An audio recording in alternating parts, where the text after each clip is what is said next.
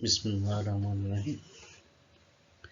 आज हम सवाल हल करेंगे chapter number 11 exercise number 8 performance measurement in decentralised organisation. Exercise number 8 मेजी Acetone Corporation of Japan has two regional divisions with headquarters in Osaka and Yokohama. Selected data on two divisions as follows. दो divisions हैं Osaka and Yokohama. Sale given है 3 million Osaka की है और 9 million Yokohama. Net operating income 2,10,000 Osaka की है और 7,20,000 Yokohama की है। एवरेज ऑपरेटिंग एसिड गिवन है 1 मिलियन ओसाका और 4 मिलियन योकोहामा। रिक्वायरमेंट क्या है? For the required for each division compute the return on investment. Calculate क्या करना है? Compute the return on investment. कैसे कैलकुलेट करनी है? In term of margin and turnover. Margin और टर्नओवर को यूज करते हुए रिटर्न ऑन इन्वेस्टमेंट कैलकुलेट करनी है। Where necessary carry computations to 2 decimal places. अब जो भी कैलकुलेशन करेंगे उनको कम से कम 2 डेसिमल्स में कंप्यूट करना है। सेकंड रिक्वायरमेंट है assume that company evaluate performance using residual income। कि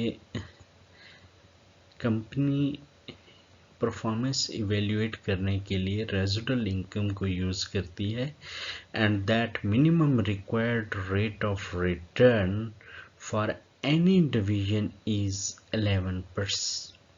15%। Compute the residual income for each division.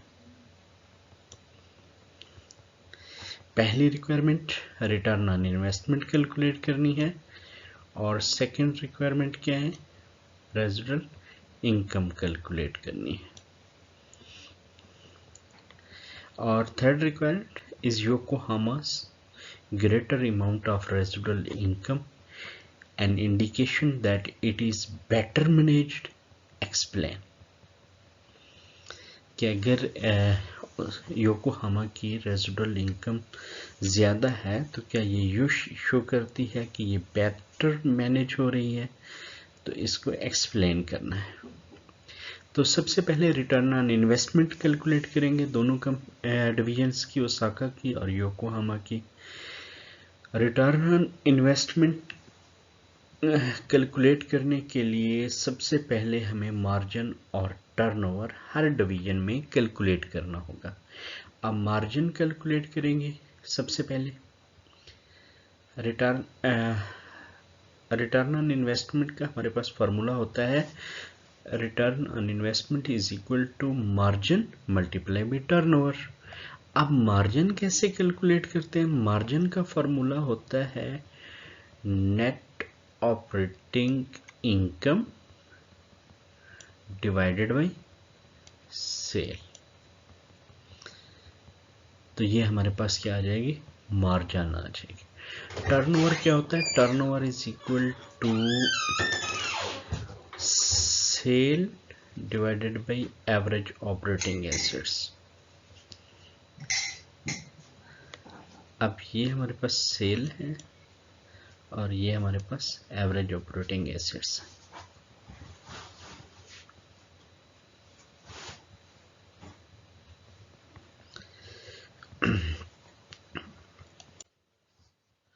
तो सबसे पहले return on investment is equal to margin multiply by turnover. अब सबसे पहले मार्जिन का फॉर्मूला वही net operating income divided by sale. अब ये नेट ऑपरेटिंग इनकम ओसाका की है और ये सेल ओसाका की है, और ये हमारे पास नेट ऑपरेटिंग इनकम योकोहामा की और ये सेल योकोहामा की। तो जब हमने net operating divided by sale किया तो हमारे पास 7% ये आ जाएगा, मार्जिन आ जाएगा ओसाका का, और 8% आ जाएगा योकोहामा का। अब फिर टर्नओवर कैलकुलेट करेंगे। टर्नओवर का फॉर्मूला हमारे पास है sale divided by average operating assets. Sale भी क्वेश्चन में गिवन है 3 मिलियन है और एवरेज ऑपरेटिंग एसेट 1 मिलियन। जब 3 मिलियन डिवाइडेड बाय 1 मिलियन तो हमारे पास 3 टाइम्स आ जाएंगे टर्नओवर्स। और योकोहामा का सेल है 9 मिलियन और उनके एवरेज ऑपरेटिंग एसेट्स हैं 4 मिलियन। 9 डिवाइडेड बाई 4 2.25 टाइम्स हमारे पास टर्नओवर आ जाएगी। अब 7% रिटर्न ऑन इन्वेस्टमेंट कैलकुलेट करना है, तो मार्जिन मल्टीप्लाई बाई टर्नओवर। अब ये मार्जिन है हमारे पास 7% और टर्नओवर कितना है 3%, 3 टाइम्स। जब इनको मल्टीप्लाई करेंगे तो हमारे पास रिटर्न ऑन इन्वेस्टमेंट आ जाएगा 21%। इसी तरह हम योकोहामा की रिटर्न ऑन इन्वेस्टमेंट कैलकुलेट करेंगे तो वो margin multiply by turnover. Margin कितना है 8% और टर्नओवर कितना है, टर्नओवर है 2.25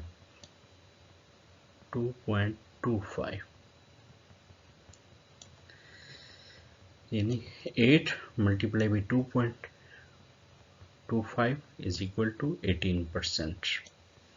ये हमारे पास रिटर्न ऑन इन्वेस्टमेंट आ जाएगी योकोहामा की।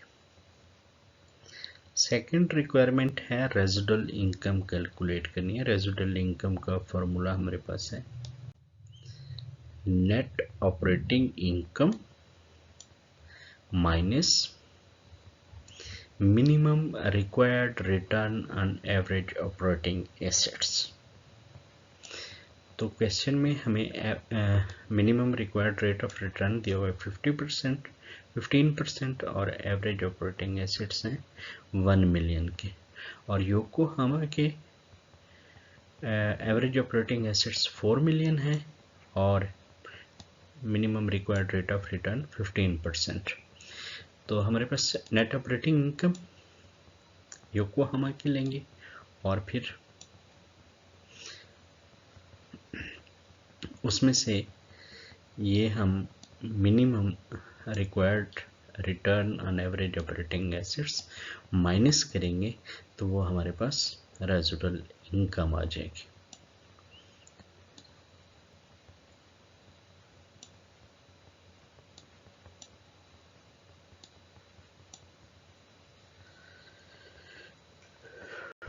अब योकोहामा की रेजिडुअल इनकम तो ज़्यादा है एज कंपेयर टू ओसाका की। जो थर्ड और लास्ट रिक्वायरमेंट है वो ये है कि is Yokohama greater amount of residual income an indication that it is better managed. तो हम कहेंगे कि नहीं। अगर सिर्फ और सिर्फ हमने रेजिडुअल इनकम को देखना है तो फिर हमारा आंसर नो है, क्योंकि योकोहामा डिवीजन ओसाका डिवीजन से बड़ी है तो डेफिनेटली इसकी जो रेजिडुअल इनकम है वो ज़्यादा होगी। अगर हम इसी चीज़ को देखें तो जो योकोहामा की रिक्वायर्ड रेट ऑफ रिटर्न है, रिटर्न ऑन इन्वेस्टमेंट है, वो 18% है, जबकि ओसाका की रिटर्न ऑन इन्वेस्टमेंट 21% है। तो इस हिसाब से तो ओसाका जो है ना बेहतर परफॉर्म कर रहा है एज कंपेयर टू योकोहामा। तो हम ये नहीं कह सकते कि जो है ना सिर्फ और सिर्फ रेजिडुअल इनकम की बेस पे हमारी परफॉर्मेंस मेजर करें, तो वो हम नहीं कर सकते, क्योंकि जो डिवीजन लार्जर होगी तो उसकी रेजिडुअल इनकम भी ज़्यादा होगी।